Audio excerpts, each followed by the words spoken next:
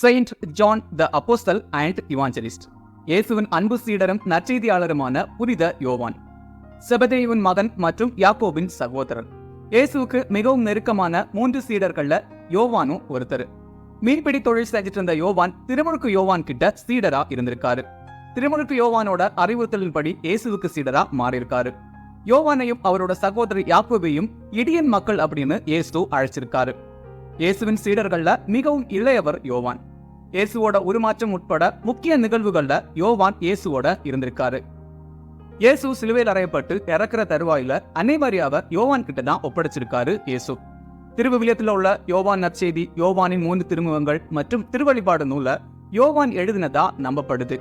ரோமை பேரரசன் தொமசியுன் காலத்துல யோவான் ரொம்பவே துன்புறுத்தப்பட்டிருக்காரு. கொதிக்கிற எண்ணெய் தொட்டிக்குள்ள தூக்கி போடப்பட்டிருக்காரு. இருந்தாலும் இறைவன் இவரை காப்பாத்திருக்காரு. பத்மோஸ் சிறையில் அடைக்கப்பட்டிருக்காரு. சிறையில வச்சே திருவழிபாடு நூல எழுதியிருக்காரு. சிறையிலிருந்து விடுதலை ஆனதும் இறை பணி ஆற்றியிருக்காரு. இறுதியா பேரரசன் ட்ரோஜன் காலத்துல இயற்கையா மரணம் அடைஞ்சிருக்காரு. இயேசுவோட சீடர்கள்ல படுகொலை செய்யப்படாம அதிக நாட்கள் வாழ்ந்தவர் புனித யோவான்.